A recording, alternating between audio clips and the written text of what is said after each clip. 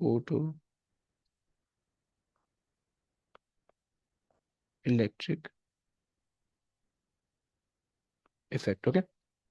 अच्छा, अब please keep in mind कि तुम्हारे पास जो है, अगर तुम यहाँ पे फोटोन, अच्छा फोटोन से कंफ्यूज मत हो ना, लाइट को हम फोटो कहते हैं, सही है। और चूंकि हर जो जैसे प्रोटॉन है, न्यूट्रॉन है, इलेक्ट्रॉन है, तो इसके लाइट के पार्टिकल के आगे जो है ना वो हमने फोटो इलेक्ट्रॉन लगा दिया, सही है।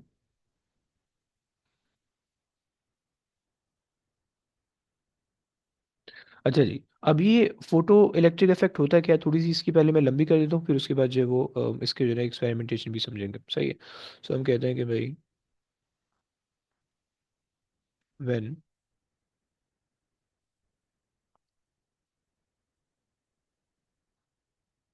a metal surface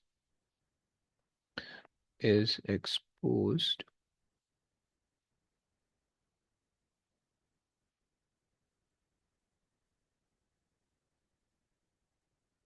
in a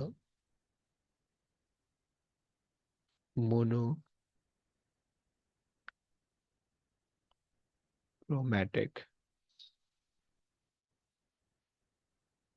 electromagnetic wave or radiation of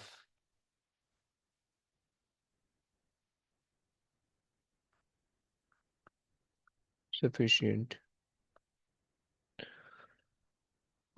sufficiently short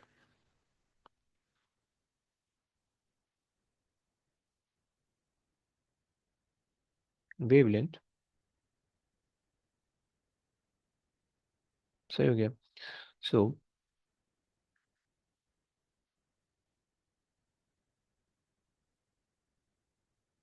the incident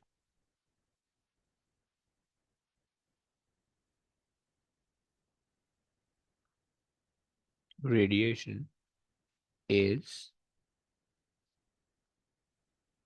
absorbed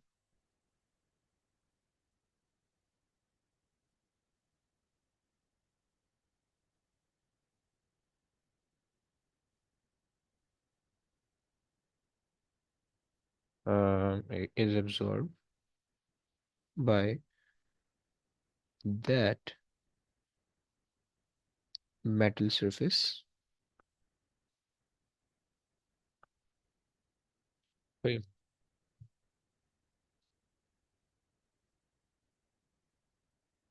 and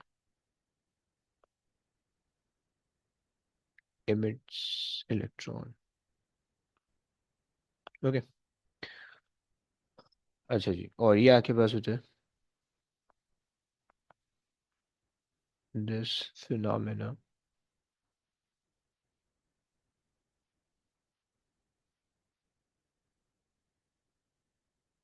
is photo electric effect.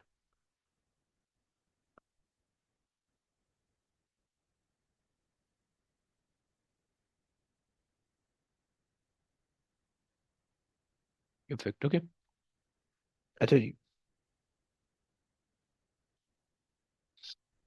अब पहले तो इस डेफिनेशन को समझ लेते हैं, सही। डेफिनेशन को समझने के लिए जो है मैं तुम्हें कुछ पिक्चर दिखाने वाला हूँ, उससे ज़्यादा आसानी से समझ में आ जाएगा।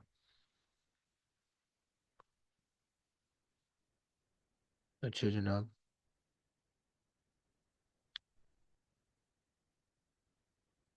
ये पिक्चर उठा लेते हैं, और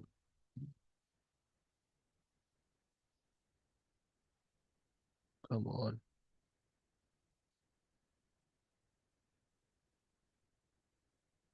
यार एक तो ये बदतमीजी किया जा रहा है।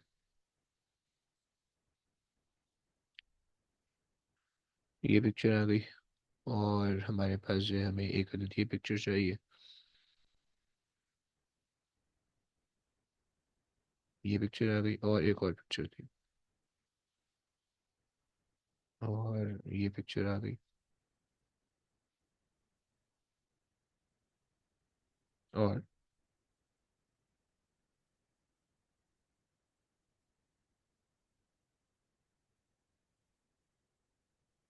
हमारे पास ये पिक्चर आ गई, सॉरी।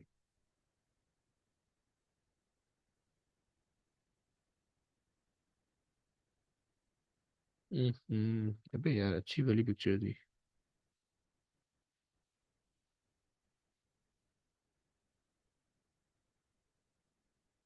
ये नहीं, सही है।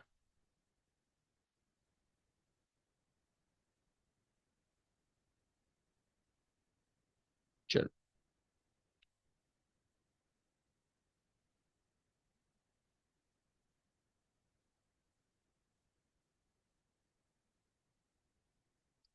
चले बस हो गया। अब जरा इसको समझते हैं। देखो सीन ये है कि सबसे पहले तो इसको हटाते हैं, साइड में करते हैं।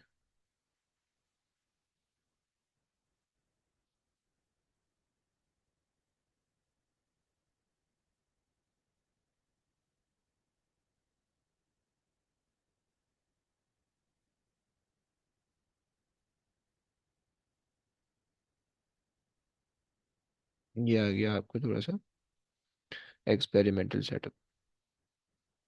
सही है।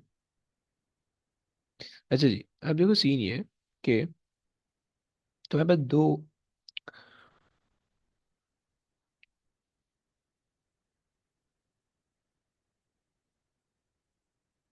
सही। अब देखो सीन ये है कि देखो तुम्हारे पास दो केसेस है। एक तुम्हारे पास क्या केस है कि तुम्हारे पास जो है ना, हमने हमने कुछ चीज़ें जो एक्सपेरिमेंटेशन के अंदर हमने चीज़ें रखी हुई, हमारे पास जो है ना यूवी लैंप है, उन्होंने सब चीज़ें मेंशन की हुई। सही, यूवी लैंप है, हमारे पास नेगेटिवली चार्ज इलेक्ट्रोस्कोप है। सही है। और हमारे पास जो है अम, हमारे पास जो है क्या होगा कि मतलब ये पूरा नेगेटिवली चार्ज जिंक। इलेक्ट्रोस्कोप है। सही। और आपके पास जो है और आपके मतलब नेगेटिवली चार्ज जिंक प्लेट है जो कि पूरे इलेक्ट्रोस्कोप के अंदर रखी हुई है। सही है। अच्छा। और फिर जब आपके आपने क्या जब आपने जो है ना इलेक्ट्रोमैग्नेटिक सॉरी यूवी लाइट के जो लैंप है उसको आपने ऑन किया। अब यहाँ पे जो यूवी लाइट है ना, सबसे पहले तो हमने एक वर्ड इस्तेमाल किया इधर, तुम्हें याद होना चाहिए क्या होता था, लेकिन तुम भूल गए होगे, मैं बता रहा हूँ। सही, हमने कहा मैं मेटल सरफेस, यहाँ पे मेटल सरफेस हमारा zinc metal plate, okay, is expose into monochromatic. सही। मोनोक्रोमेटिक किसी को पता है? एनीबडी रिमेम्बर मोनोक्रोमेटिक क्या होता है? नोबडी। सर जिसका एक कलर है। Okay good. सो हम मोनोक्रोमेटिक कहते हैं। मोनोक्रोमेटिक में हम कहते हैं कि लाइट ऑफ वन वेवलेंथ या light of one colour, right. Light of one colour और वेवलेंथ, दोनों एक ही बात है।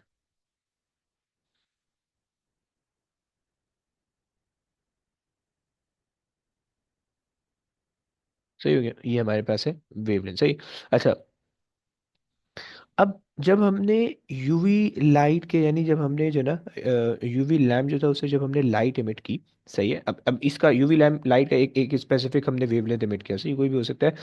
यूवी यूवी जो होती है रेडिएशन वो तकरीबन 1 एक्सपोनेंट -10 के आसपास चल रही होती है। -10 नहीं, -7, -7 के आसपास चल रही होती है। सही है। जो इलेक्ट्रोमैग्नेटिक स्पेक्ट्रम होता है वो तकरीबन 3.5 एक्सपोनेंट -7 पे ख़त्म होता है, और फिर उससे पीछे जो है वो यूवी लाइट शुरू हो जाती है, अल्ट्रा वायलेट। सही है। तो इसकी जो स्पेसिफिक फ्रीक्वेंसी है या स्पेसिफिक वेवलेंथ है, जब हमने उसको इमिट किया तो हुआ क्या कि ये नेगेटिवली चार्ज था, तो इलेक्ट्रॉन्स थे वो जैसे ही लाइट उन्होंने गेन की तो वो इलेक्ट्रॉन जो है ना सरफेस से लीव करके बाहर जाने लगे। सही है, बाहर जाने लगे। और हमें हमें ये इफेक्ट कैसे, हमें नहीं दिख रहा कि भाई ये इफेक्ट हो रहा है या नहीं हो रहा, बल्कि ये जो अंदर जो आपके पास जो ये है ना, आप कह लो कि जो गोल्ड लीव होती है, गोल्ड की स्ट्रिप होती है, वो भी नेगेटिवली चार्ज थी तो वो रिपेल थी। सही है। और जैसे ही सारे के सारे नेगेटिवली चार्ज यहाँ से बाहर चले गए ना, तो गोल्ड लीव जो है वो वापसी अपनी जगह पे आ गई। ओके, समझ लो। तो ये इस तरह से समझ पा रहे हो, किसी को कोई मसला इसमें? नहीं सर। सही है। तो अगर बस तुम थोड़ी सी यहाँ पे अगर एक वर्ड के अंदर अपनी एक्सप्लेनेशन लिख लो कि भाई आपके पास जो है electrons are emitted, electrons are emitted from the zinc surface due to UV radiation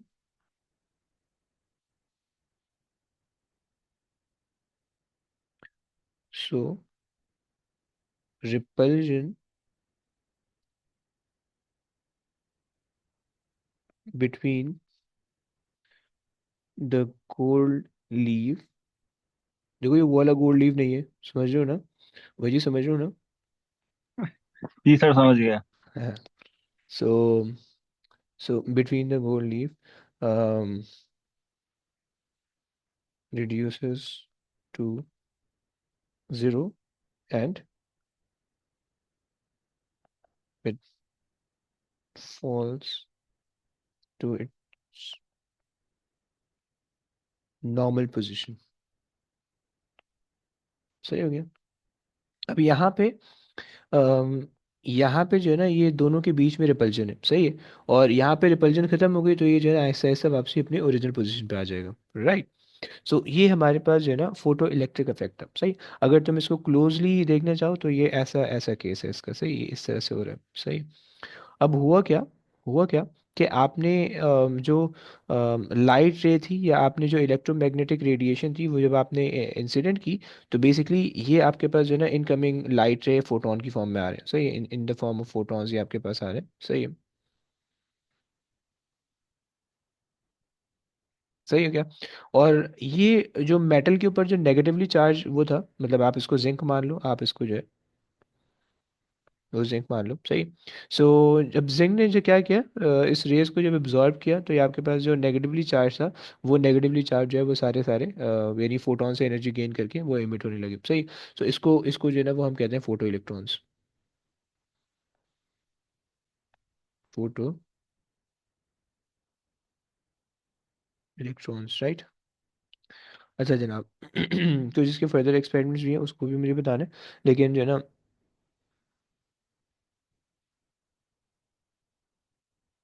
photo electron के बारे में तो हमें ये पता होना चाहिए।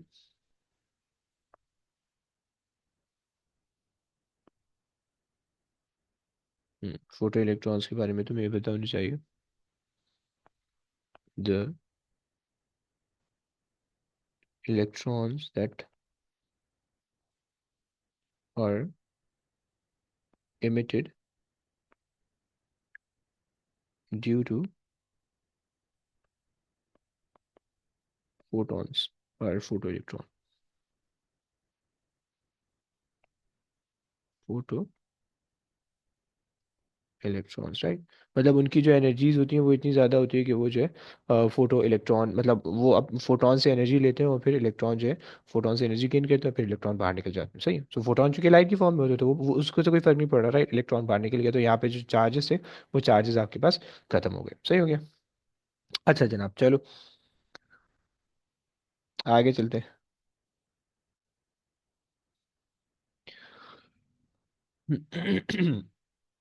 और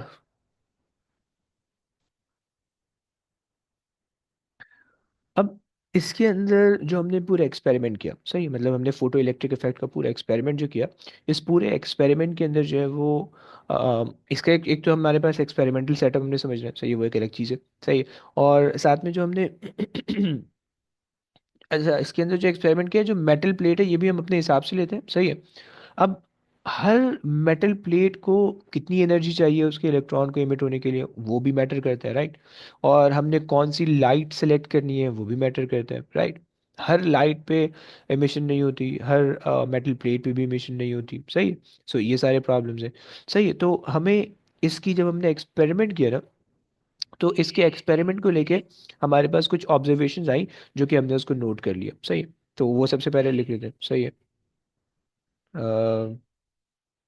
कट और पेस्ट, और कट और पेस्ट, सही है। अच्छा जी। सो हमने यहाँ से जो है ना कुछ चीज़ें देखी हैं जिसको हम कहते हैं सबसे पहले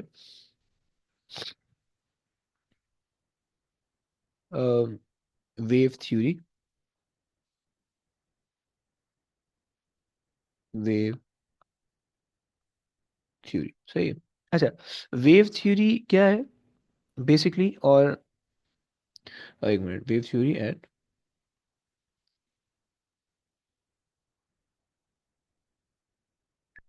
observation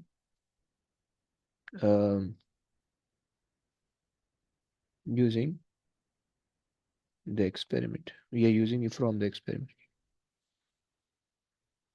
from the experiment, right, photo electric effect वाले में से, सही है। अच्छा जी, मसला ये है कि भाई इससे पहले हम ये समझते थे कि भाई लाइट लाइट जो है वो as a form, in the form of wave है, और वो क्या कुछ कर सकती है। वेव थ्योरी के अंदर, यानी आप कह लो कि,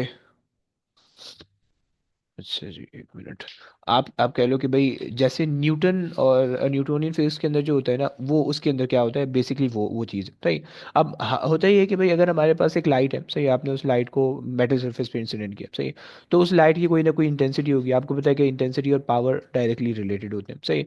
सो जब उस वो लाइट की पावर आपने किसी सरफेस पे इंसिडेंट की है, तो ऑब्वियस ही बात है कि पावर पावर एनर्जी से रिलेट होती है, तो इलेक्ट्रॉन जो है वो पावर गेन करेंगे, सही है, पावर गेन करेंगे, गेन करेंगे, गेन करेंगे। जब उनके पास इनफ पावर हो जाएगी, और वो उसकी जो इलेक्ट्रोमैग्नेटिक, जो जब उसके पास उनके पास इनफ पावर हो जाएगी कि जो उनकी अपनी बॉन्डिंग है, सही है, जो वो जो इंटरमॉलिक्यूलर फोर्सेस हैं, जब वो उनको ओवरकम कर लेंगे, तो इलेक्ट्रॉन बाहर निकल जाएंगे, right.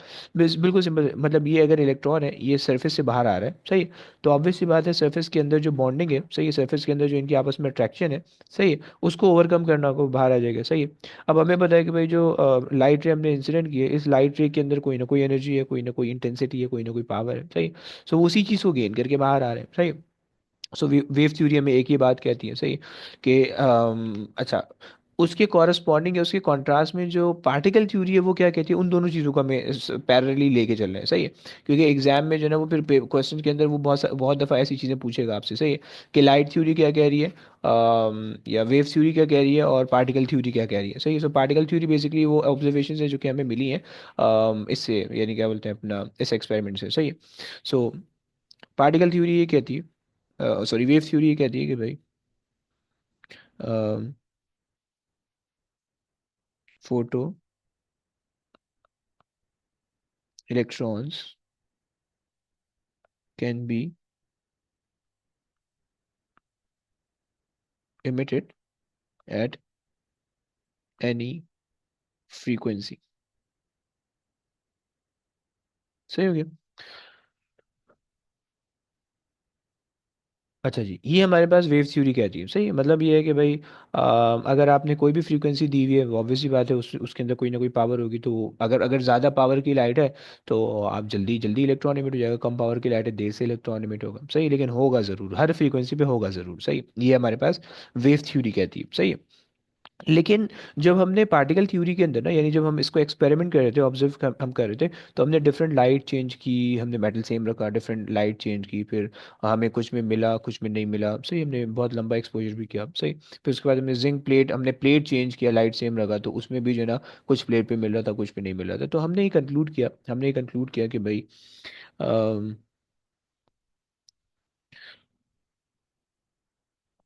Photo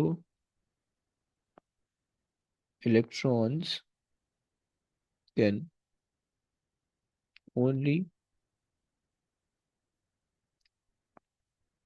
emitted when incident frequency is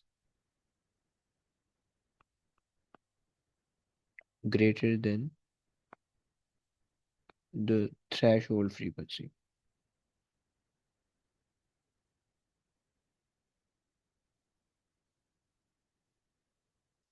okay. ये हमारे पास, अच्छा जनाब, क्या होती है थ्रेशोल्ड फ्रीक्वेंसी, क्या होती है, मैंने एक्सप्लेन करना है, सही।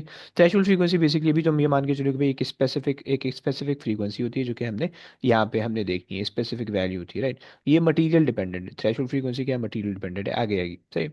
अच्छा, वेव थ्योरी ये कह रही है, वेव थ्योरी ये कह रही है कि भाई आप जो भी मतलब आप जो भी काम कर रहे हो ना, उसमें कोई भी लाइट ले लो, वेव वे इलेक्ट्रॉन इमिट हो जाएंगे, कोई भी लाइट ले लोगे इलेक्ट्रॉन इमिट हो जाएंगे, वेव थ्योरी ये कह रही है, राइट। लेकिन जो हमने ऑब्जर्व किया उससे हमें ये नहीं पता चल रहा, उससे हमें पता चल रहा है कि भाई एक स्पेसिफिक फ्रीक्वेंसी है, उससे नीचे नहीं इमिट हो रहा है, उससे ऊपर इमिट हो रहा है। सही है। Photo electrons, okay, photo electron तुम्हें पता होना चाहिए कि वो इलेक्ट्रॉन है जो कि फोटॉन्स को गेन करके बाहर निकल रहे हैं। सही है। अच्छा जनाब, ये एक बात हो गई। अच्छा दूसरी बात दूसरी बात ये है कि भाई हम ये कहते हैं,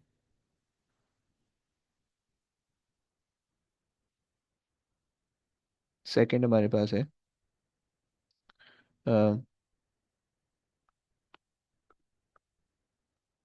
there should B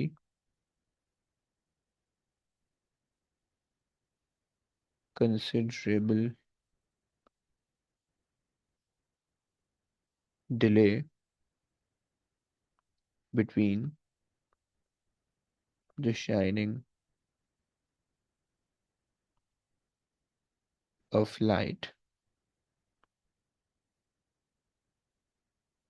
and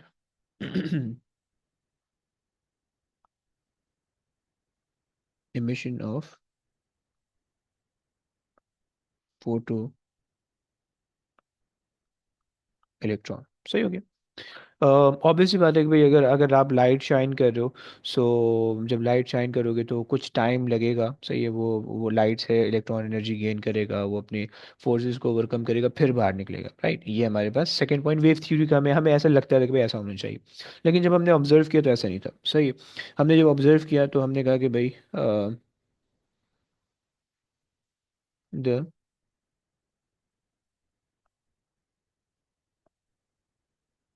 emission of electron या photo electron is instantaneous, right. Instantaneous कह लो, ये बहुत शॉर्ट डिले, मतलब बिल्कुल कंसिडरेबली, बिल्कुल नेग्लिजिबल सा डिले, छोटा सा डिले, सही। यहाँ पे बहुत ज़्यादा डिले है, सही। So the emission of electron is instantaneous when the light shine on the metal,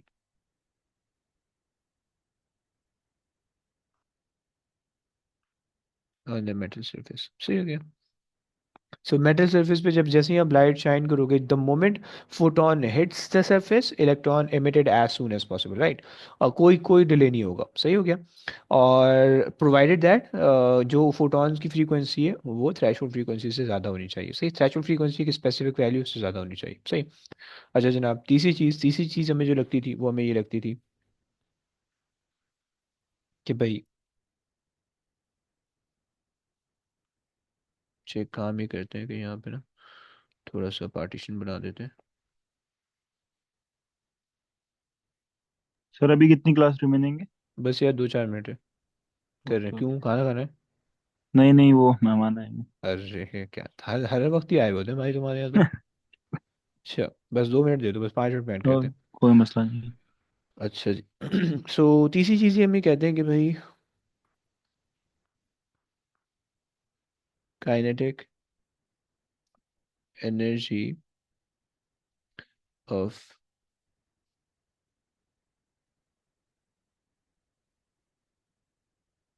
electron is directly related to the intensity of the photon, या लाइट आप कह लो, सही है। ये हम तीसरी बात कहते हैं, क्या मतलब है कि भाई अगर आपके पास जैसे फोटोन है, अब ये फोटॉन्स आ रहे हैं, सही। फोटॉन बेसिकली लाइट के पार्टिकल हैं, उसकी लाइट की कोई ना कोई इंटेंसिटी होगी, कोई ना कोई ब्राइटनेस होगी, कोई ना कोई पावर होगी, राइट। तो जितनी पावर लेके ये आ रहे हैं, उतनी ही पावर के साथ ये वो सारी की सारी पावर जब इलेक्ट्रॉन गेन करेगा, तो इलेक्ट्रॉन की वो सारी की सारी स्पीड के अंदर कन्वर्ट हो जाएगी, और जो है ना इलेक्ट्रॉन की उतनी ज़्यादा काइनेटिक एनर्जी आ जाएगी, सही है। ये इलेक्ट्रॉन की भी उतनी ज़्यादा पावर हो जाएगी, ये कह रहे हैं, सही है। सो ये हमें जो है ना वेव थ्योरी, ये वेव थ्योरी से हम ये अज्यूम ये एक्सपेक्ट एक्सपेक्ट करते थे कि ऐसा ऐसा होने वाला है, सही। लेकिन जब हमने एक्सपेरिमेंट किया तो हमें ये पता चला कि kinetic energy, kinetic energy is, अच्छा जी, kinetic energy of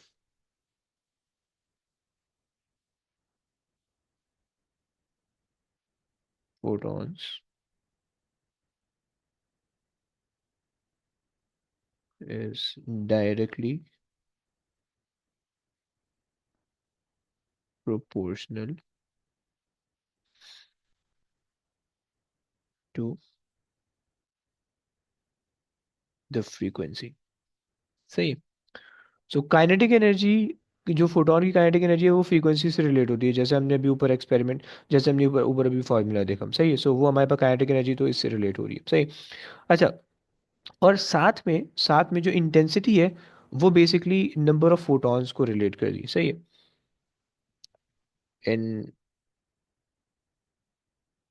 intensity of light या photon is proportional to number of photo electrons, सही। अच्छा, क्या मतलब इंटेंसिटी जितनी ज़्यादा होगी इसका मतलब है उतने ज़्यादा फोटॉन्स आ रहे हैं, सही है। और जितने ज़्यादा फोटॉन्स आएंगे उतने ज़्यादा फोटो इलेक्ट्रॉन निकलेंगे, सीधा सीधा सीधी सीधी कहानी है, सही है। सो ये हमारे पास जो है ये हमारे पास कुछ थ्योरी के पॉइंट्स हैं, सही है, जो कि तुम्हें आने चाहिए। वो तुम्हें जो है ना दोनों चीज़ें देगा, सही है। यानी वो जो है ना कभी कभार वो तुम्हें, अब क्वेश्चन इस तरह से आता है, वो कभी जो है ना थ्योरी के कुछ पॉइंट देते हैं, वेव थ्योरी के कुछ पॉइंट दे देगा, बोलेगा कि भाई इसके कॉरस्पॉन्डिंग जो पार्टिकल थ्योरी है वो क्या कहती है वो बता दो, सही है। या कभी कभार जो है ना वो तुम्हें दे देगा कि भाई तुम्हें बोल देगा कि भाई एक वेव थ्योरी का पॉइंट दे देगा, उसके कॉरस्पॉन्डिंग पार्टिकल थ्योरी का पॉइंट पूछ लेगा, सही है। या कभी कभार तुमसे कह सकते हैं कि भाई पार्टिकल थ्योरी का दे देगा, वेव थ्योरी का पूछ लेगा, सही है। सो ये सब चीज़ें तुमसे पूछेगा। अच्छा जी, सो हमने कल एक बात की थी कि भाई हमारे पास जो है वो थ्रेश होल्ड फ्रीक्वेंसी, सही है।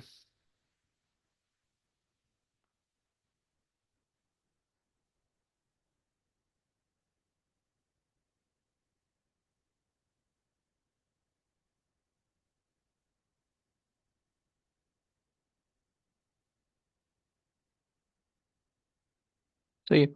सो हमने कल सबसे पहले हमने कुछ कुछ चीज़ें डिस्कस की थी, उसके अंदर हमारे पास जो है वो थ्रेश होल्ड फ्रीक्वेंसी एक चीज़ आ रही थी।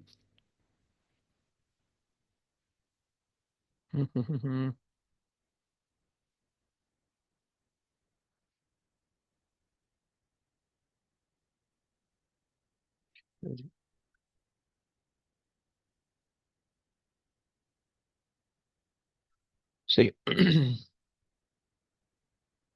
चलो, अच्छा जी, सो थ्रेश होल्ड फ्रीक्वेंसी में हम ये कहते हैं, थ्रेश होल्ड फ्रीक्वेंसी में हम ये कहते हैं कि it is the minimum frequency, frequency required by the metal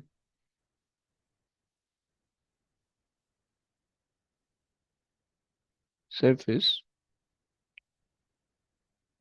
to produce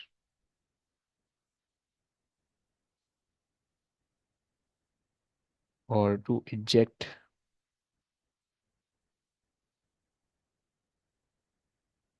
the photoelectrons.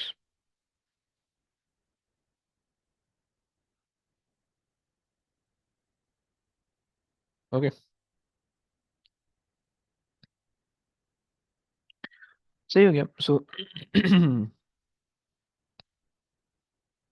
ये हमारे पास जो है थ्रेश होल्ड फ्रीक्वेंसी कहलाती है, सही हो गया।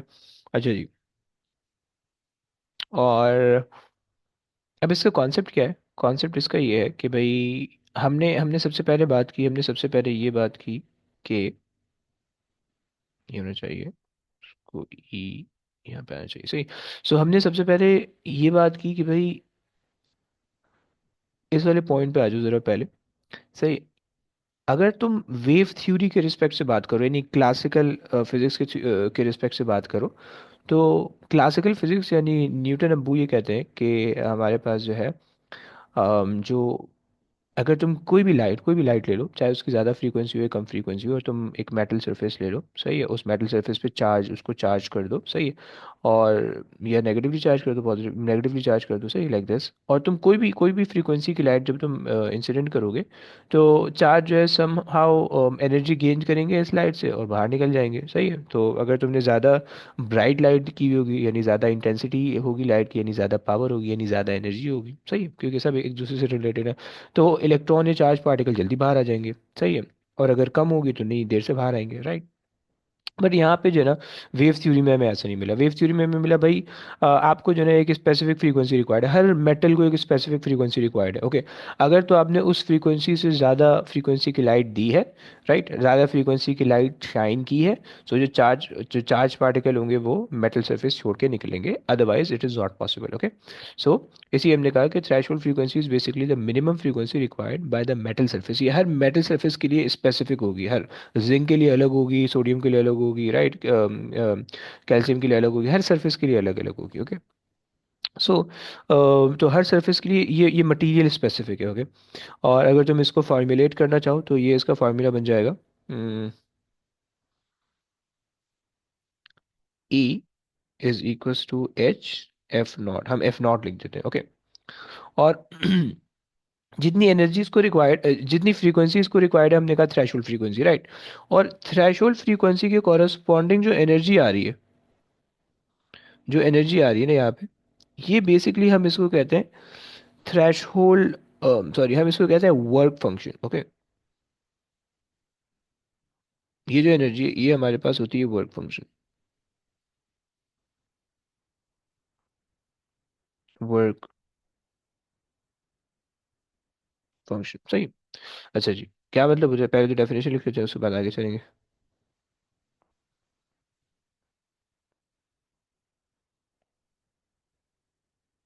अच्छा जी, वर्क फंक्शन में हम कहते हैं work function is basically, it is the minimum energy required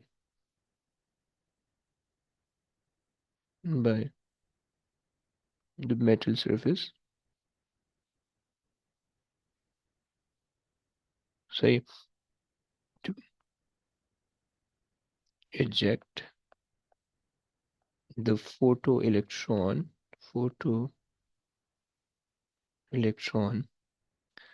out of the surface, ओके। ये आपके पास है वर्क फंक्शन, सही। देखो, वर्क फंक्शन और थ्रेशोल्ड फ्रीक्वेंसी में बहुत छोटा सा, थ्रेशोल्ड फ्रीक्वेंसी में हम सारी चीज़ें फ्रीक्वेंसी के टर्म में लिख रहे हैं, ओके। और वर्क फंक्शन के अंदर हम सारी चीज़ें किसकी फॉर्म में लिख रहे हैं, वर्क, ये एनर्जी की टर्म में हम बात कर रहे हैं, ओके। और तुम इसका इसका फार्मूला अगर देखो, तो इसका फार्मूला वर्क फंक्शन का ना जो वो होता है, वो आपके पास ये इस तरह से हम इसका वो करते हैं, राइट, फाइ, सही है। इससे पहले ग्रेविटेशन पोटेंशियल के लिए भी यूज़ हुआ है, सही है। और ये इससे पहले जो है वो क्या बोलते हैं, मैग्नेटिक फ्लक्स के लिए भी यूज़ हुआ है, और यहाँ पे ये तीसरी चीज़ यानी वर्क फंक्शन के तौर पे यूज़ हो है। और वर्क फंक्शन का मतलब होगा एच एफ नॉट, ये इसका एग्जैक्ट फार्मूला बन जाएगा, ओके, क्लियर हो गया। और वर्क फंक्शन चूंकि एनर्जी है, तो इसलिए स्केलर क्वांटिटी होने वाली है, सही हो गया। और तुम्हारे पास जो इसका यूनिट होगा, वो तुम्हारे पास या तो जूल्स होगा या इलेक्ट्रॉन वोल्ट होगा, सही है। यूनिट तुम्हारे पास होगा या तो जूल्स, सही है, ये तो फिर इलेक्ट्रॉन वोल्ट,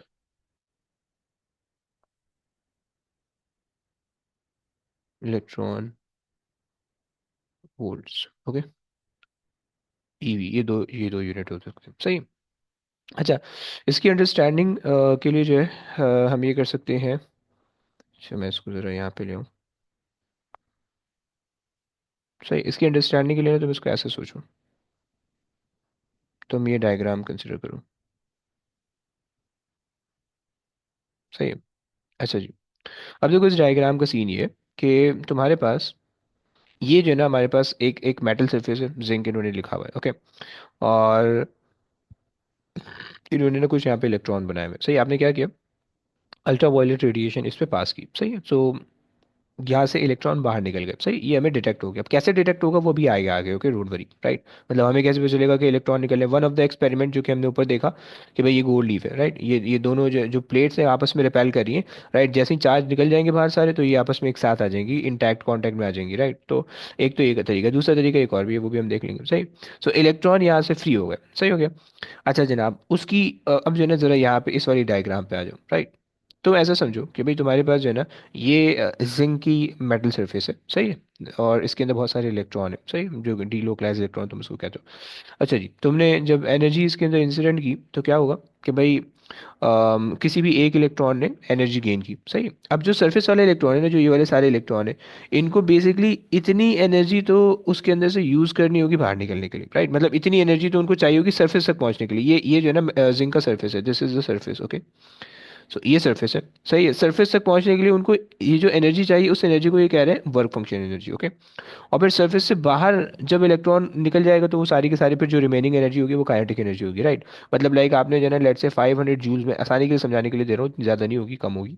500 जूल्स आपने जो है ना आपने एनर्जी पुट इन की, सही। और उसमें से लेट से वर्क फंक्शन जो था वो 100 जूल्स था, ओके। तो इसका मतलब है कि 100 जूल्स जो होगा वो इलेक्ट्रॉन का यूज़ हो जाएगा अपनी जो है ना नीचे से लेकर सरफेस तक आने में, राइट। और फिर बाकी रिमेनिंग 400 जूल्स जो होगा वो काइनेटिक एनर्जी की फॉर्म में कन्वर्ट हो जाएगा, okay.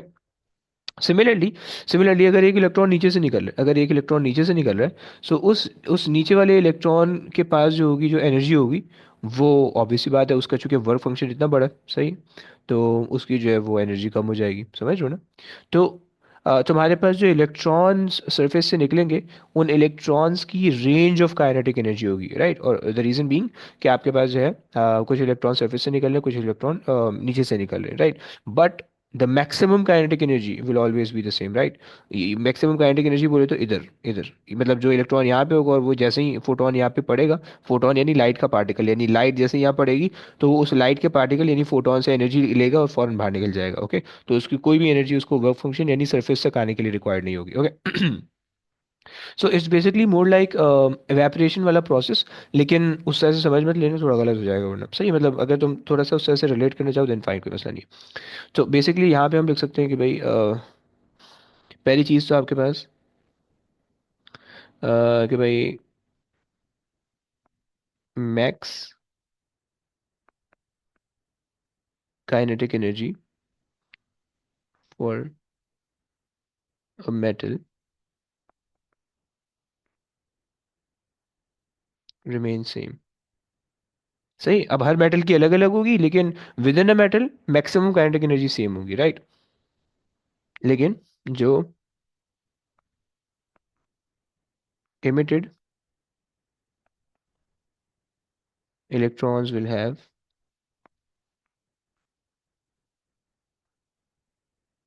range of kinetic energies, right। किसी की ज्यादा होगी, किसी की कम होगी, and the reason being due to या as some of them are coming from the bottom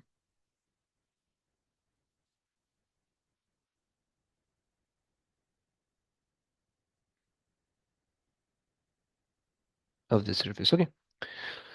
सो ये जो है ना सारी हमारे पास इसकी कहानी हो जाएगी, सही है। अच्छा, तो हमने देख लिया कि भाई थ्रेशोल्ड फ्रीक्वेंसी है, और हमने देख लिया कि भाई वर्क फंक्शन एनर्जी है, सही है। और हमने देख लिया कि भाई हमारे पास जो है उसकी हमने फिर एक्सप्लेनेशन देख ली। अच्छा, हमारे पास ना एक और चीज़ आती है, हमारे पास जब थ्रेशोल्ड फ्रीक्वेंसी है, फ्रीक्वेंसी और वेवलेंथ इन्वर्सली रिलेटेड है, तो हमारे पास थ्रेशोल्ड फ्रीक्वेंसी के साथ साथ थ्रेशोल्ड वेवलेंथ भी आ जाएगी, सही है। सो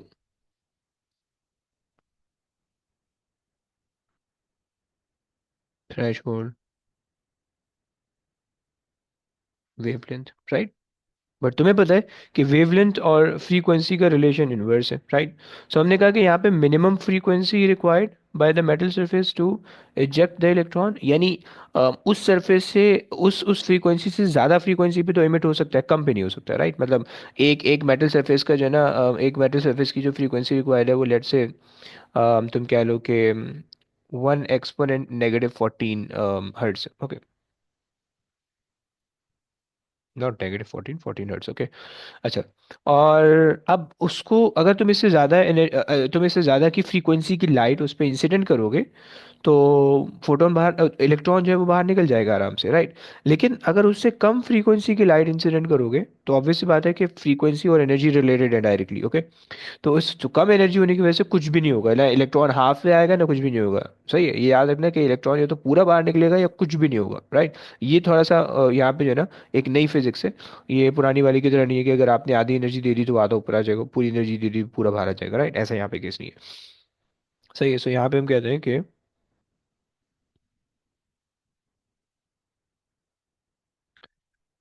अच्छा जनाब,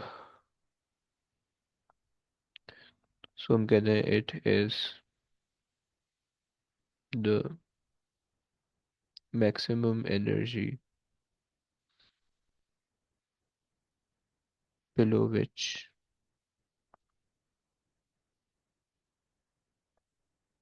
photo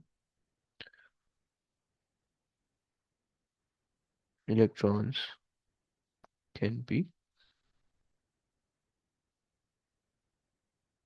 या it is the maximum energy नहीं लिखो यार, एनर्जी तो गलत है। इट इज द वेवलेंथ लिख दो, it is the wavelength,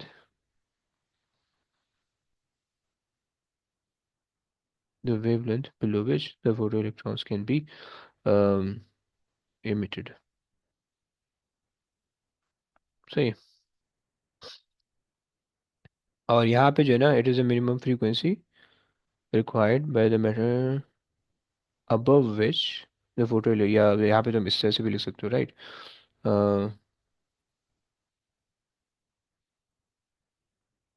above which, okay. बस सिर्फ याद करने के लिए मैंने यहाँ पे तुम्हें याद कराने के लिए मैं लिख दिया कि the threshold frequency is the minimum frequency above which the photo electronic emission is possible, right? So ये तुम्हारे पास दो बातें हो गई, सही। और अगर तुमने वर्क फंक्शन की फॉर्म में इन सबको रिलेट करना है तो तुम्हारे पास हो जाएगा work function is equals to H C over lambda naught, okay. ये तुम्हारे पास ये चीज़ आ जाएगी, ओके। सो ये हमने एक बात कर ली। अच्छा, अब ये जो हमने एक्सपेरिमेंट किया, इसी एक्सपेरिमेंट की ना हमारे पास एक इक्वेशन भी बन सकती है, सही है। उस इक्वेशन को भी बनाने की करते हैं, आओ।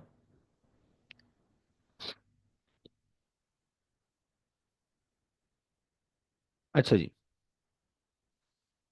और अगर लेट्स से इसी पिक्चर को हम अज्यूम करें, कॉपी और पेस्ट, तो यही पिक्चर है हमारे पास, सही है। और हम जो चीज़ बनाना चाह रहे हैं वो हम फोटो इलेक्ट्रिक इक्वेशन बना रहे हैं। इसको बेसिकली हम आइंस्टाइन इक्वेशन भी कहते हैं। ये बेचारी जो है ना पिक्चर ऐसी फालतू बेकार घूमती जा रही है। सही है, सो हम इसको कहते हैं, क्या हो गया, ये वाला लेते हैं, फोटो इलेक्ट्रिक इक्वेशन, सही है। ये इसको हम और क्या भी कहते हैं, ये इसको हम कहते हैं Einstein equation.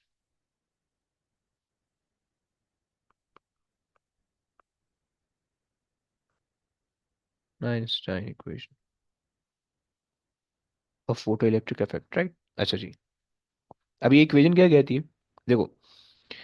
Equation basically law of conservation of energy पे बेस्ड है, okay. Law of conservation of energy क्या कहता है, जो भी तुम्हारे पास सिस्टम के अंदर जो भी तुम्हें जितनी एनर्जी तुमने डाली हुई है उससे ज़्यादा नहीं हो सकती, ओके। क्लोज सिस्टम के अंदर जितनी भी एनर्जी तुमने पुट इन की है उससे ज़्यादा नहीं हो सकती, एनर्जी अपनी फॉर्म चेंज करती रहेगी लेकिन ज़्यादा नहीं होगी, राइट? सिंपल सा कॉन्सेप्ट। अच्छा जी, तो अब यहाँ पे अगर तुम देखो, सो यहाँ पे सबसे पहले तो हम ये मेंशन कर लेते हैं कि भाई,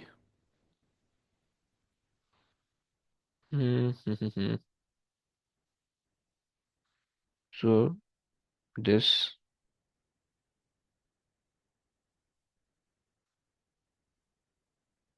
uses the law of conservation of energy. सही। अच्छा जनाब, अब law of conservation of energy क्या कह रहा है कि भाई तुमने जो है वो, इनको इनपुट कर दिया, तुमने जो है ना वो एनर्जी फोटोन जो है वो तुमने इनपुट की, सही। यानी तुम्हारे पास, अच्छा मैं एक मेटल सरफेस भी मैं पकड़ लेता हूँ यहाँ से, ये metal surface, copy copy copy, और यहाँ पे इसको पेस्ट कर देते हैं। सही है। अच्छा जी, सो तुम्हारे पास जो है ना ये एक मेटल सरफेस हम ले लो, सही। अब तुम्हारे पास फोटॉन्स है, फोटोन की एनर्जी है कोई, सही है। सो तुमने कहा कि भाई एनर्जी ऑफ फोटॉन्स, सही। ये तुम्हारे पास, तुम देख रहे हो कि ये इनपुट एनर्जी, ओके, ये तुम्हारे पास इनपुट एनर्जी है, सही हो गया। अच्छा जी, अब ये हुआ क्या कि भाई ये फोटोन की एनर्जी कहाँ कहाँ जा रही है, दो जगहों में जा रही है, सही। ये दो जगहों में जा रही है, एक क्या हो रहा है कि भाई जो इलेक्ट्रॉन है, जो इलेक्ट्रॉन है इसके अंदर, जो सरफेस के अंदर जो इलेक्ट्रॉन है, उनको जो है ना यहाँ से ऊपर लाने में काम आ रही है, राइट। सो ये किस जगह पे इन्वॉल्व हो रही है, इसको हमने कहा था वर्क फंक्शन, सही है। वर्क फंक्शन, सही। यानी अगर अगर लेट से ये इलेक्ट्रॉन है, तो इस इलेक्ट्रॉन को यहाँ तक लाने के लिए जो एनर्जी रिक्वायर्ड, हमने उसको वर्क फंक्शन कहा था, ओके। सो वो वर्क वर्क फंक्शन के अंदर यूज हो रही है, राइट। तो जितनी वर्क फंक्शन के अंदर यूज होगी, सही है, वो तो यूज हो गई, फिर उसके बाद जो बचेगी वो कहाँ जाएगी। अब वो चूंकि इलेक्ट्रॉन बाहर निकल रहा है और वो मूव कर रहा है, सो काइनेटिक एनर्जी के अंदर कन्वर्ट हो जाएगी, राइट। तो जो मूविंग इलेक्ट्रॉन है, तो आपने कहा कि प्लस काइनेटिक एनर्जी, सही, ऑफ इलेक्ट्रॉन, राइट। ये हमारे पास सिंपल सी इक्वेशन है, सही है। अच्छा जी, तुम इसको रीअरेंज कर सकते हो, तुम इसको रीअरेंज करके काइनेटिक एनर्जी को सब्जेक्ट बना सकते हो, सही है। अच्छा जी, कैसे करोगे। अच्छा, एनर्जी ऑफ फोटोन का फॉर्मूला हमने देखा, E is equal to H F, right. ये एनर्जी ऑफ फोटोन का फॉर्मूला हमने देखा। वर्क फंक्शन के लिए हमने जो सिंबल इस्तेमाल किया वो हमने इस्तेमाल किया फाई का, सही है। और प्लस काइनेटिक एनर्जी का जो हमने, काइनेटिक एनर्जी को हम के ई लिख देते हैं, सही। काइनेटिक एनर्जी को अगर मैं सब्जेक्ट बनाऊँ, तो मेरे पास बन जाएगा kinetic energy is equal to H F minus phi, okay. और ये मेरे पास जो है ये मेरे पास जो है ना वो आइंस्टाइन की इक्वेशन है, ये फोटो इलेक्ट्रिक इफेक्ट की इक्वेशन है, ओके। ये तुम देख रहे हो कि मेरे पास जो है वो काइनेटिक एनर्जी और वर्क फंक्शन इस तरह से रिलेट हो रहे हैं, सही हो गया। और ये हमने जो है law of conservation of energy को देख के बनाई है, सही है। अच्छा जी, अगर हमने हमने ये इक्वेशन तो बना ली, अच्छा साथ में ये भी कर सकते हो तुम, इसको इसकी ना कुछ एक्सपेंशन, एक्सपेंडेड फॉर्म भी तुम यूज कर सकते हो, राइट। जैसे कि तुमने kinetic energy is equal to H F minus, अब तुम्हें पता है कि भाई जो वर्क फंक्शन होता है वो तुम्हारे पास एच एफ नॉट होता है, ओके। तुम इसको ऐसे भी यूज कर सकते हो, राइट। मतलब तुम्हें ये सारी चीज़ें एक्सपेंशन खुद ब खुद आनी चाहिए, मतलब इसको बताने की जरूरत नहीं होनी चाहिए, ओके। तुम इसको जो है वो इसको कॉमन भी ले लो, तुम्हारी मर्जी है। H F minus F not, okay. तुम इस तरह से अगर करना चाहो तुम्हारी मर्जी है, ओके। ये भी चल जाएगा, सही है। और इसी तरह से जो है तुमने अगर जो है वो इसको वेवलेंथ की टर्म में लिखना है, सही है, तो वेवलेंथ की टर्म में भी काम हो जाएगा, सही है। वेवलेंथ की टर्म में कैसे काम होगा, वेवलेंथ की टर्म में जो है तुम कह सकते हो कि भाई kinetic energy is equals to H C over lambda, H C over lambda minus, यहाँ पे तुमने वर्क फंक्शन लिखना है, तुम वर्क फंक्शन लिख दो। या यहाँ पे तुमने H C over lambda naught लिखना है, तो तुम लैम्डा नॉट भी लिख सकते हो, ओके। तो ये तुम्हारे पास जो है कुछ सॉर्ट ऑफ ये इक्वेशन जो है ना, इनकी कुछ वेरिएशन बनती है, सही। चलो जी, आगे लेके चलते हैं।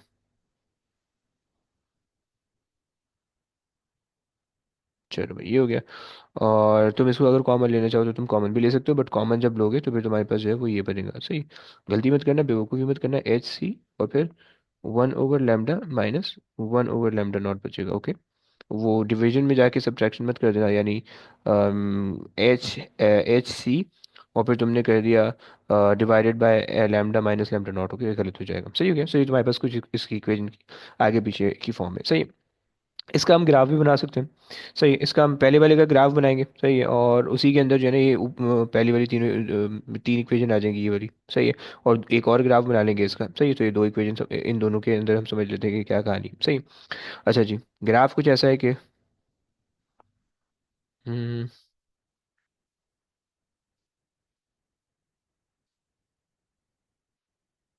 सही है।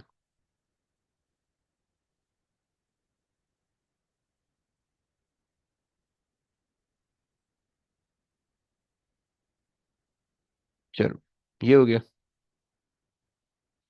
अच्छा मैं यहाँ पे क्या ले रहा हूँ, मैं यहाँ पे ले रहा हूँ काइनेटिक एनर्जी। सही है। और यहाँ पे मैं ले रहा हूँ फ्रीक्वेंसी, ओके, इन हर्ट्स। ओके जनाब, अब क्या होगा अगर तुम जो है वो पहली वाली इक्वेशन देख के मुझे शेप बताओ, तो कोई प्रेडिक्ट कर सकता है शेप, एनीबडी? यस, कोई शेप प्रेडिक्ट कर सकता है हमारे पास?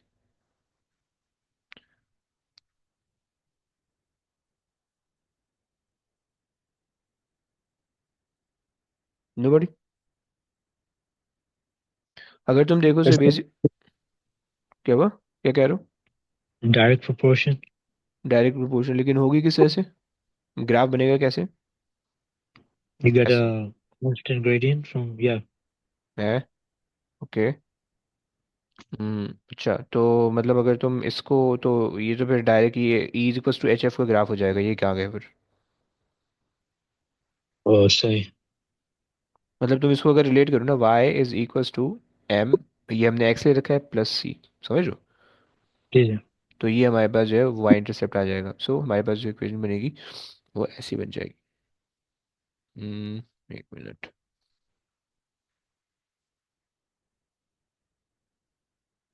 सही है। और फिर उसके बाद सही है। नीचे वाली लाइन मैंने डॉटेड इसलिए बनाई है क्योंकि वो तुम्हें दिख नहीं रही, क्योंकि वो तो मटेरियल को रिक्वायर्ड है ना। सही है, तुम्हें ऊपर आगे की चीज़ तुम्हें एक्सपीरियंस होगी, राइट, पीछे की चीज़ तुम एक्सपीरियंस नहीं कर सकते हो। तो इसलिए मैंने उसको डॉटेड बनाया, सही है। और बेसिकली अब यहाँ पे क्या है, अगर हम इसको मार्क करें, सो यहाँ पे हमारे पास जो है वो वर्क फंक्शन है, सही। जो भी मेटल है उसका वर्क फंक्शन है। सही। और यहाँ पे मेरे पास जो है वो एफ नॉट है, थ्रेशोल्ड फ्रीक्वेंसी, राइट। अब तुम्हें दिख रहा है कि इससे आगे जो है वो तुम्हारे पास वो हो रहा है, यानी इससे आगे फोटो इलेक्ट्रिक इफेक्ट हो रहा है, पीछे नहीं हो रहा, ओके। तो ये हमारे पास, and this is F naught is the minimum frequency, right. अच्छा जनाब, चलो ये हो गया। अगर अगर मैं तुमसे इसके ग्रेडियंट के बारे में पूछूं तो ग्रेडियंट क्या बताएगा, तुम बता सकते हो? अगर तुम इक्वेशन देखो, इक्वेशन देख के बता दो ग्रेडियंट क्या बता रहा है। यस। इक्वेशन तुम्हें ग्रेडियंट तुम्हें बता देगा प्लैंक्स कांस्टेंट, ओके। चलो।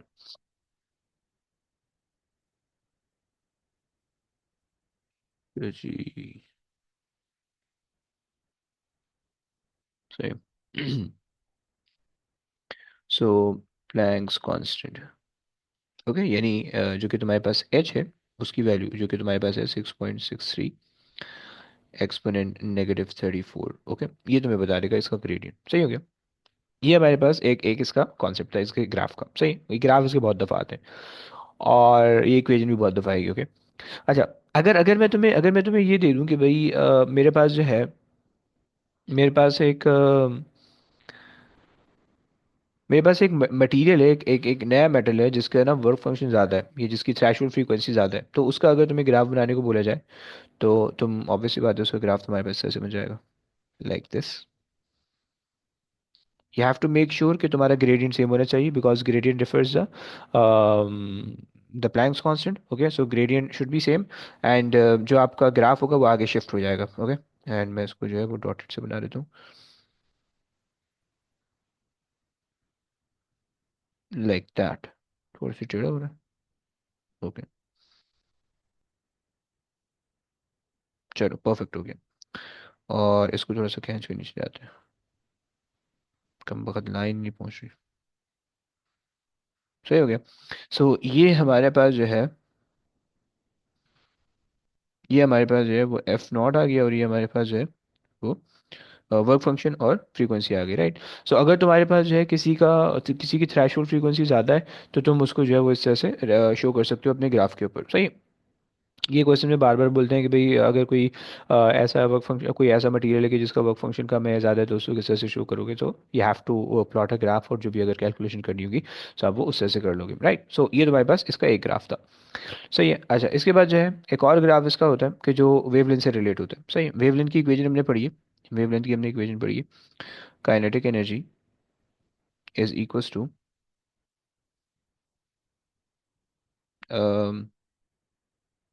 H C over lambda minus work function. Okay. So अब अगर मैं इसका ग्राफ बनाने की कोशिश करूं, और इसमें जो मैं ग्राफ बना रहा हूँ वो मैं लैम्डा का नहीं बना रहा, बल्कि 1/λ का बना रहा हूँ, ताकि मेरे पास ग्राफ जो है वो अजीब सा शेप ना आ जाए उसको, वरना कोई कैलकुलेशन भी काम के नहीं रहेगा फिर। सही। सो यहाँ पे तो अगेन मेरे पास है kinetic energy, kinetic energy. Okay. और यहाँ पे मेरे पास है 1/λ इन मीटर -1, मीटर -1। ओके। अगर मैं सिर्फ लैम्डा का ग्राफ बना दूंगा तो वो इन्वर्सली प्रोपोर्शनल बनेगा ऐसा ना, तो वो हमारे किसी काम का नहीं आएगा। सही है। सो मैंने इसका ग्राफ बनाया। यानी अगर तुम इसको ना इक्वेशन वाइज देखो, तो इक्वेशन में तुम्हें इस तरह से दिखेगा, kinetic energy is equal to H C times 1/λ, 1/λ minus 5। Okay. तुम इसको कंपेयर भी कर सकते हो। सो तुम्हारे पास ये हो जाएगा y is equal to m, ये पूरी चीज़ हो जाएगी अब इस केस में m। सही हो गया। और ये तुम्हारे पास हो जाएगा x, और ये प्लस c। ओके। तो अब इस केस के अंदर अगेन अगेन तुम्हारे पास जो वो बनेगा वो बिल्कुल सेम ही बनेगा ग्राफ। सही है। और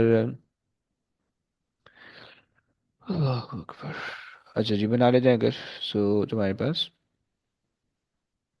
इस तरह का ग्राफ बनेगा। ओके। और पीछे जो है वो तुम ये बना दोगे, डॉटेड लाइन बना दो। सही हो गया। सो तुम्हारे पास जो है वो इसका ग्राफ इस तरह से बन जाएगा। थोड़ा सा बस डिफरेंस है कि तुम्हारे पास जो है वो यहाँ पे यहाँ पे अब जो चीज़ आ रही है वो तुम्हारे पास आएगा 1/λ0। ओके। तुम ये कह नहीं सकते हो कि भाई फ्रीक्वेंसी में तो हमने कहा था कि भाई minimum frequency above which photo electron is possible, और यहाँ पे हम वेवलेंथ के अंदर हम कहते हैं कि maximum the wavelength below which photo electron is possible. तो दोनों एक जैसे क्यों बन रहे हैं? क्योंकि हमने इन्वर्स रिलेशन लिया हुआ है वेवलेंथ का। ओके। अगर डायरेक्ट रिलेशन लोगे तो तुम्हें समझ में आ जाएगी। सही है। अच्छा जनाब, चलो। सो ये हो गया। अच्छा, अब तीसरी चीज़ हमने करनी है, वो हमने ये करनी है कि अगर अगर तुम इसका ग्रेडियंट लो तो इसका ग्रेडियंट तुम्हारे पास आ जाएगा।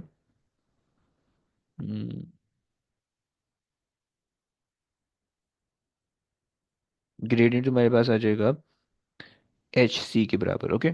सो यहाँ से तुम प्लैंक कांस्टेंट की वैल्यू निकाल सकते हो सुकून से। सही है। तो बस ये तुम्हारे पास दो कहानी हो जाएंगी। सही हो गया। तो यहाँ तक हमने एक एक्सपेरिमेंट को जो है ना थोड़ा सा समझ लिया कि भाई हमारे पास जो फोटो इलेक्ट्रिक इफेक्ट था। सही। और हम बेसिकली इस एक्सपेरिमेंट को लेके चले। सही। ये वाला जो एक्सपेरिमेंट था इसको हम लेके चले, और इसी को हम पूरा एक्सप्लेन करते हुए नीचे तक आ रहे हैं। सही। तो अब यहाँ तक हमने एक चीज़ समझ ली। दूसरी चीज़ हमने यहाँ से क्या करनी है, दूसरी चीज़ हमने यहाँ से ये समझनी है कि भाई जो जो एक्सपेरिमेंट है ना वो उसका एक एक दूसरा पॉइंट ऑफ व्यू भी हो सकता है। सही है। तो उसको भी जो है ना वो हम ट्राई करते हैं। अच्छा, वो एक्सपेरिमेंट हमारे पास ये वाला है। सही है। So cut and paste. सही है।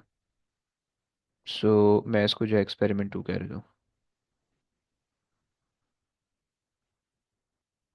सही हो गया। हम इसको जो है वो एक्सपेरिमेंट 2 कह रहे थे।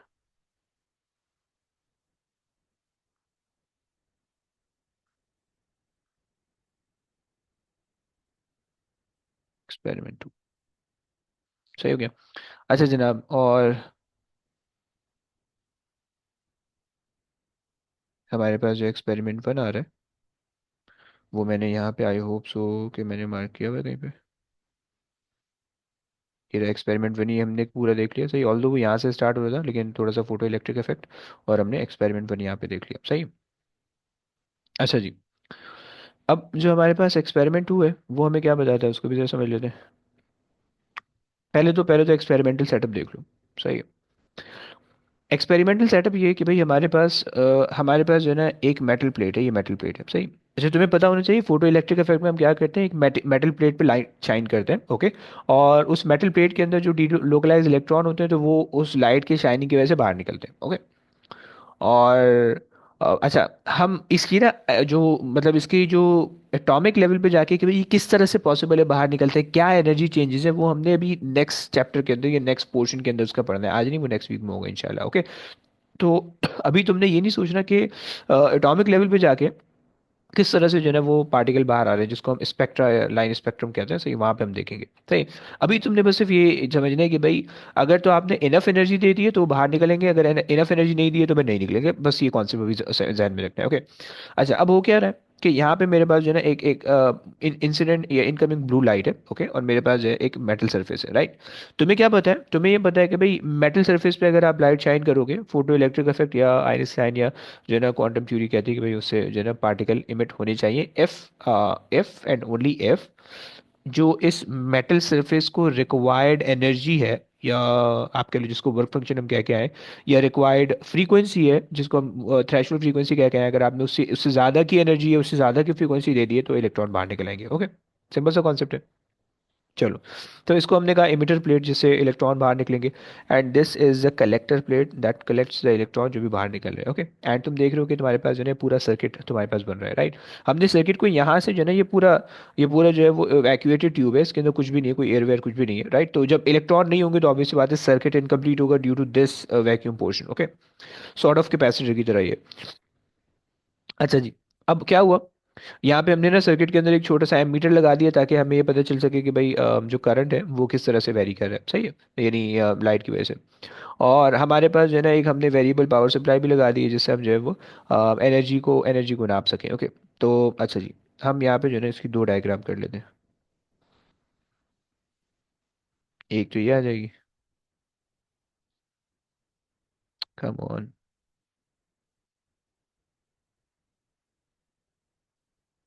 ओके, ये आ गई।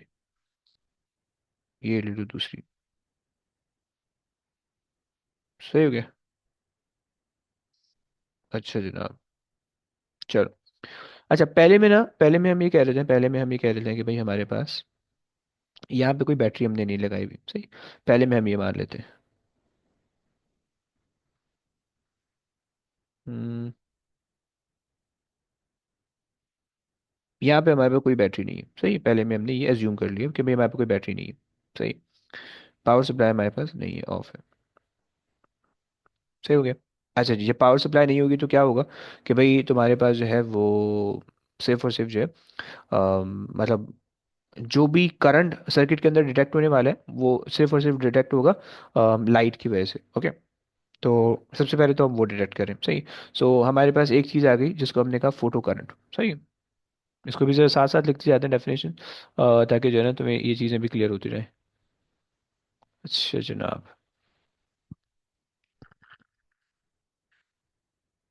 सो देखो, एक तो हमारे पास है फोटो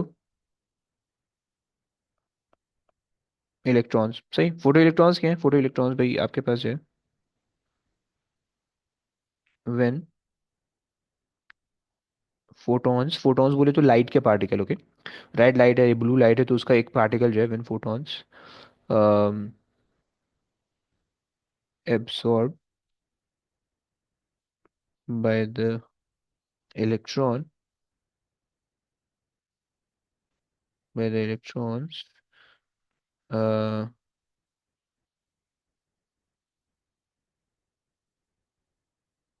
अच्छा जी, थोड़ा सा इसको अच्छा कर लेते हैं।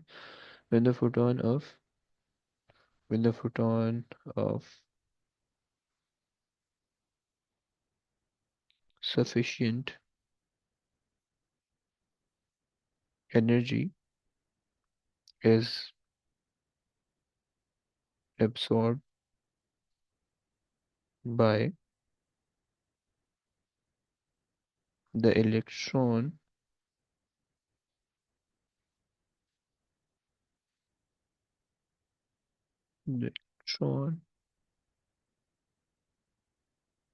then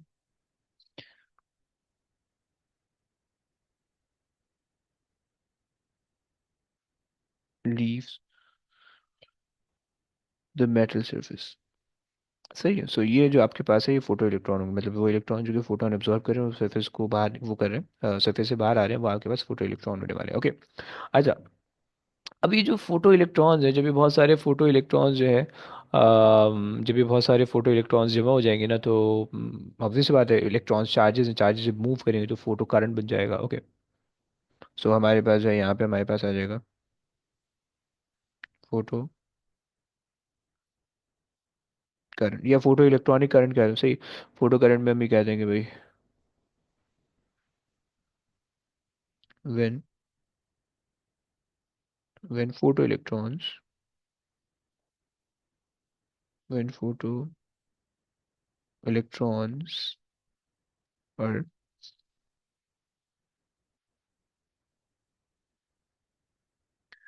are emitted by the metal surface metal surface and move in the circuit, causing current. Okay. ये आगे बाद दूसरी चीज हो गई फोटो करंट, सही। अच्छा, तुम्हें पता है कि भाई इलेक्ट्रोड्स हमारे पास आ रहे हैं, तो इसकी कोई और कोई चीज़ है नहीं, सही है। तो ये तुम्हारे पास दो चीज़ें हो गई। ओके, फोटो करंट मैंने बता दिया, सही है, कि भाई तुम्हारे पास जो है वो जितने भी करंट सर्किट के अंदर रजिस्टर हो रहा है, एमीटर के अंदर, वो तुम्हारे पास जो है वो फोटो करंट है, राइट। अच्छा जनाब, सही हो गया। सो अब तीसरी चीज़ हमारे पास, अच्छा करंट करंट जनरेट होता, करंट जो है ना वो आ रहा था, सही। हमने क्या किया, अब हमने बैटरी लगा दी, सही, बैटरी इसके अंदर कनेक्ट कर दी। पहले बैटरी नहीं लगी हुई थी, पहले सिर्फ और सिर्फ ऐसे ही इलेक्ट्रॉन मूव करता, अब हमने बैटरी लगा दी, सही है। और अब तुम्हें दिख रहा है कि भाई बैटरी हमने रिवर्स पोलैरिटी में लगाई, ओके। तुम्हें दिख रहा है कि भाई हमने नेगेटिव के साथ नेगेटिव कनेक्ट किया हुआ है, पॉजिटिव के साथ पॉजिटिव कनेक्ट किया हुआ है, राइट। तो ऑब्वियस सी बात है कि यहाँ पे जब नेगेटिव नेगेटिव नेगेटिव चार्ज हो जाएंगे, तो इलेक्ट्रॉन ऑब्वियस सी बात है जब प्लेट पे आएंगे तो रिपेल करना शुरू होंगे, ओके। तो वो प्लेट पे सही तरीके से आ नहीं पाएंगे, सही। सो अगर हम इसी ओरिएंटेशन में बैटरी को लगाएं, सही है, और बैटरी का वोल्टेज आहिस्ता आहिस्ता बढ़ाते रहें, यहाँ तक कि हमारे पास जो इलेक्ट्रॉन्स है वो, यानी यहाँ तक कि हमारे पास करंट जीरो हो जाए सर्किट के अंदर, राइट। तो उस पोटेंशियल को हम कहते हैं स्टॉपिंग पोटेंशियल, ओके। अच्छा जी, ये इसकी भी डेफिनेशन लिख लेते हैं जरा।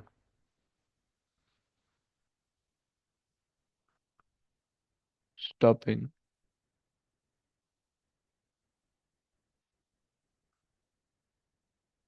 पोटेंशियल, सही। स्टॉपिंग पोटेंशियल में हम कहते हैं कि भाई it is,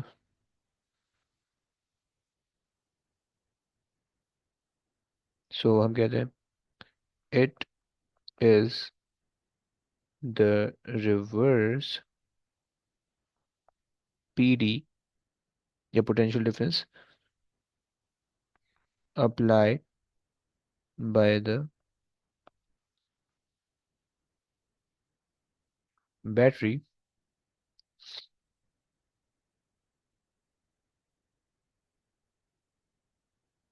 across the plate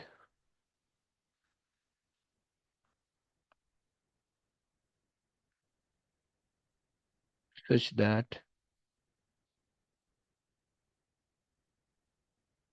such that no,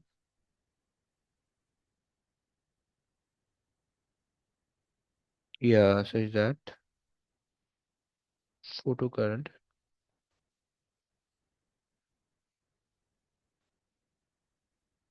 stop flowing, सही है। या तुम, अच्छा यहाँ पे तुम मैक्सिमम भी लगा सकते हो, कि यहाँ पे तुम मैक्सिमम भी लगा सकते हो, maximum, there is a maximum reverse potential difference applied by the battery, right। क्योंकि जब तुम आहिस्ता आहिस्ता इंक्रीज करते रहोगे तो कुछ जो है ना वो मूव करेंगे, कुछ पहुंच जाएंगे, कुछ नहीं पहुंचेंगे, सही है। और फिर जब तुम उसके बाद जो थोड़ा सा और इंक्रीज करोगे तो ज़्यादा नहीं पहुंच पाएंगे, कम पहुंचेंगे जिनकी काइनेटिक एनर्जी ज़्यादा, सही। और फिर जब तुम इतना ज़्यादा पोटेंशियल डिफरेंस अप्लाई कर दोगे कि कोई भी नहीं पहुंच पा रहा, सही है, तो the moment current get zero, तो वो आपके पास जो होगा वो स्टॉपिंग पोटेंशियल हो जाएगा, राइट। तो ये हमारे पास जो है तीन चीज़ें हो गई, और स्टॉपिंग पोटेंशियल जो है वो हर मटेरियल स्पेसिफिक है, हर मटेरियल का अलग अलग होने वाला है, सही हो गया। अच्छा जनाब, और हमने कहा कि भाई इट इज़ मटेरियल स्पेसिफिक, सही हो गया। क्योंकि stopping potential basically work function पे डिपेंड कर रहा है, राइट। यानी कितनी लाइट उस पर इंसिडेंट करी है और कितने जो है ना फोटोन काइनेटिक एनर्जी के साथ निकल रहे हैं। तो अगर किसके वर्क फंक्शन ज़्यादा है तो इसका मतलब है उसकी काइनेटिक एनर्जी कम है, राइट। तो ये इससे रिलेट कर रहा है। सही हो गया। सो स्टॉपिंग पोटेंशियल को जो है ना तुम ऐसे भी कह सकते हो कि मटेरियल स्पेसिफिक और फिक्स वैल्यू, फिक्स्ड वैल्यू, सही है, for specific material, okay, for material,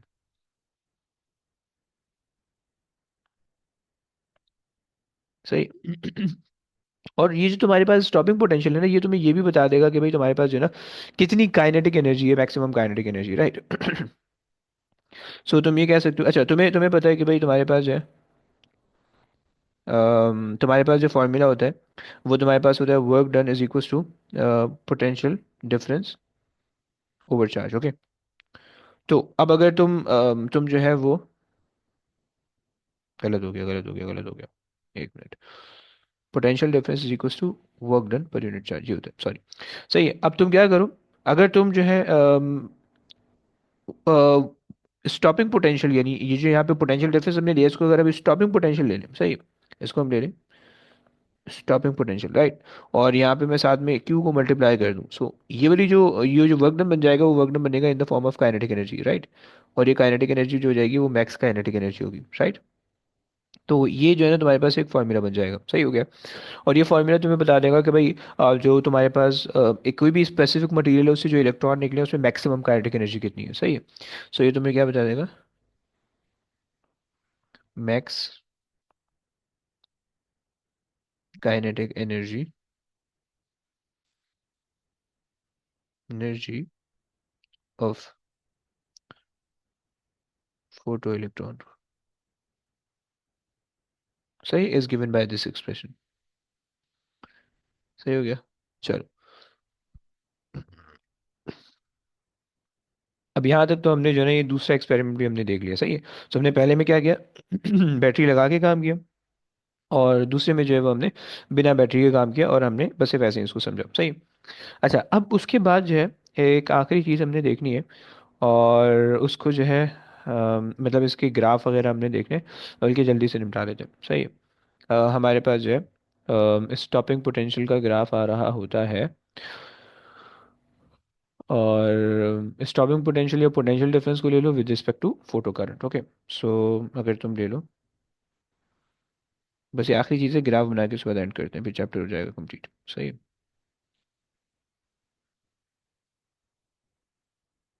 सही, यहाँ पे मेरे पास है फोटो करंट, ओके। और यहाँ पे मेरे पास है पोटेंशियल डिफरेंस,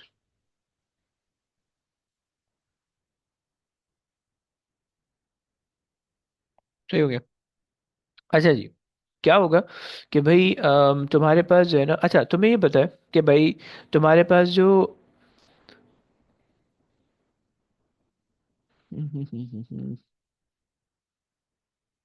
तुम्हारे पास, अगर तुम्हारे पास जो है ना वो एक स्पेसिफिक मटेरियल है, सही, और उसके अंदर तुमने हाई इंटेंसिटी की लाइट इमिट की है या लो इंटेंसिटी की लाइट इमिट की है, सही, तो उस पे क्या क्या क्या फ़र्क पड़ेगा। तुम दो चीज़ें वेरी कर सकते हो, तुम दो चीज़ें जो है ना यहाँ पे इस एक्सपेरिमेंट के अंदर दो चीज़ें वेरी कर सकते हो। या तो लाइट का कलर चेंज कर सकते हो, यानी फ्रीक्वेंसी चेंज कर सकते हो, या लाइट की इंटेंसिटी चेंज कर सकते हो, सही। सो अगर तुम इंटेंसिटी वेरी कर रहे हो, सही है, तुम अगर इंटेंसिटी वेरी कर रहे हो, वेरिएशन इन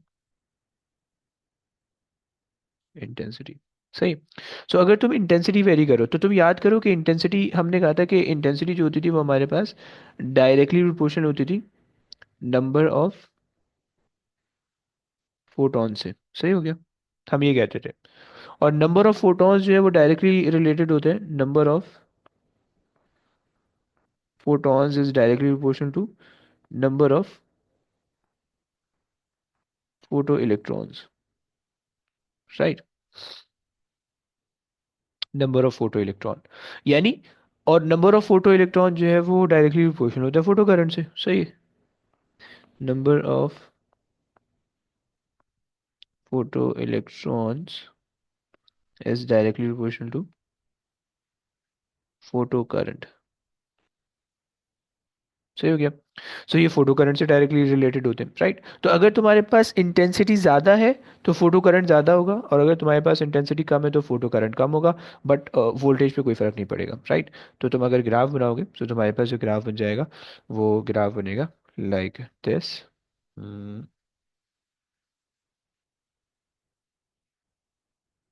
सही है, इसको थोड़ा सा ऊपर ले आते हैं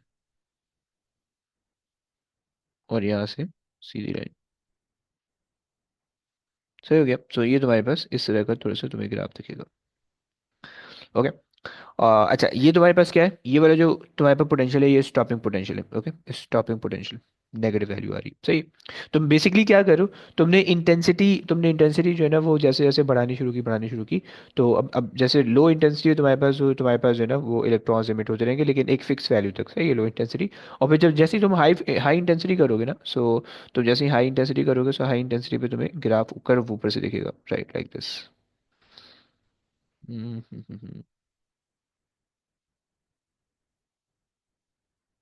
सही, लाइक दिस। इस तरह का तुम्हें दिख जाएगा। सही हो गया। सो अब ये तुम्हारे पास जो है वो हाई इंटेंसिटी है।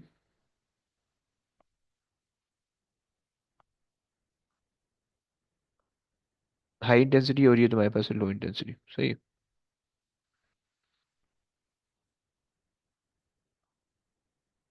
सही है। सो अब तुमने ये देखना है कि भाई तुम जैसे जैसे पोटेंशियल डिफरेंस, सॉरी, तुमने ये देखना है कि तुम जैसे जैसे जो है ना वो तुमने इंटेंसिटी बढ़ाई तो जो मैक्सिमम करंट जो तुम्हें डिटेक्ट हो रहा है वो तुम्हारे पास बढ़ रहा है या कम हो रहा है। ओके। सो ये तुम्हें जो है वो एक चीज़ तुमने देखनी है, सही है। और अगर तुम इंटेंसिटी को कांस्टेंट रख रहे हो और जो है तुम वो बढ़ा रहे हो, सही है, यानी तुम इंटेंसिटी को कांस्टेंट रख रहे हो और तुम जो फ्रीक्वेंसी चेंज कर रहे हो, तो तुम्हारे पास जो है वो पोटेंशियल डिफरेंस चेंज हो जाएगा, सही है। मतलब बस ये आखिरी ग्राफ बनाते हैं उसके बाद एंड करते हैं, सही है। ये इसी का जो है सेकंड वाला ग्राफ है। अगर जो है वो तुम आ गया ये रहा।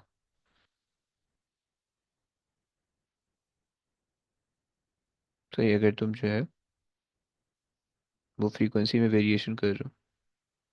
अच्छा, यहाँ पे फ्रीक्वेंसी कांस्टेंट, ओके, इधर फ्रीक्वेंसी तुमने कांस्टेंट रखी हुई है। फ्रीक्वेंसी कांस्टेंट है, सही। और अगर यहाँ पे तुम फ्रीक्वेंसी वेरी कर रहे हो,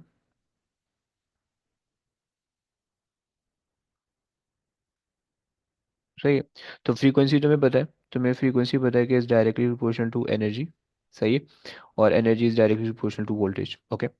सो अब जैसे ही तुम फ्रीक्वेंसी चेंज करोगे तो तुम्हारे पास क्या होगा, स्टॉपिंग पोटेंशियल आगे पीछे होने लगेगा, सही है। यानी तुम्हारे पास जो है ना तो मैक्सिमम करंट पे कोई फर्क नहीं पड़ना है, ओके। यानी तुम्हारे पास एक ग्राफ ऐसा बन रहा होगा। थोड़ा सा इसको आगे करते हैं, लाइक दिस, सही है, और इसको सीधा कर दे। सही हो गया, ये बन गया। अब तुम्हें मैक्सिमम करंट पे कोई फर्क नहीं पड़ना, और तुम्हारे पास जो है वो स्टॉपिंग पोटेंशियल पे फर्क पड़ जाएगा, लाइक दिस। सही हो गया। और यहाँ से ये तुम्हारे पास ऐसी आ जाएगी। सही हो गया। सो यहाँ पे तुम्हारे पास जो है वो स्टॉपिंग पोटेंशियल ये मोर नेगेटिव हो गया, और यहाँ पे स्टॉपिंग पोटेंशियल जो है वो लेस नेगेटिव हो गया, सही है। किसकी वजह से, तुमने जो है वो फ्रीक्वेंसी को चेंज कर दिया था, क्योंकि फ्रीक्वेंसी जो है वो तुम्हारे पास, अच्छा, सेम एक्सेस जो है वो आपके पास वही है, सही है। आपके पास जो है वो फोटो करंट है, सही। और आपके पास जो है वो पोटेंशियल डिफरेंस है, सही। सो तुम्हें बस इनके रिलेशन तुम्हें पता होंगे कि भाई पोटेंशियल डिफरेंस एनर्जी और फ्रीक्वेंसी से रिलेट होता है, सही है। और जो वो है क्या बोलते हैं फोटो करंट है, वो बेसिकली इंटेंसिटी और नंबर ऑफ फोटो इलेक्ट्रॉन से इमिट होते रिलेट होता है, सही। सो ये हमारे पास जो है ये दूसरा एक्सपेरिमेंट है जो कि हमने देख लिया। और इसके अंदर जो है ना हमने ये सारी चीज़ें भी समझ ली कि भाई हमारे पास किस चीज़ को वेरी करने से क्या हो रहा है और क्या इसकी अंडरस्टैंडिंग है, थोड़ी बहुत जो हमने फार्मूलाज और ये सब चीज़ें थी वो भी हमने देख लिया, सही। अच्छा जी, चलो बस अब नेक्स्ट क्लास में जो है वो हमने कल की क्लास में इसके हमने क्वेश्चंस करने, और फिर उसके बाद जो है वो हमारा ये चैप्टर कंप्लीट हो जाएगा, सही हो गया। मतलब ये इस चैप्टर का एक पोर्शन, 3 पोर्शन बनाए मैंने इस चैप्टर के, तो ये एक पोर्शन कंप्लीट हो जाएगा, फिर 2 पोर्शन आगे चलेंगे, सही। चले बस। चलिए जनाब, ओके गाइस, टेक केयर, हाफिज़।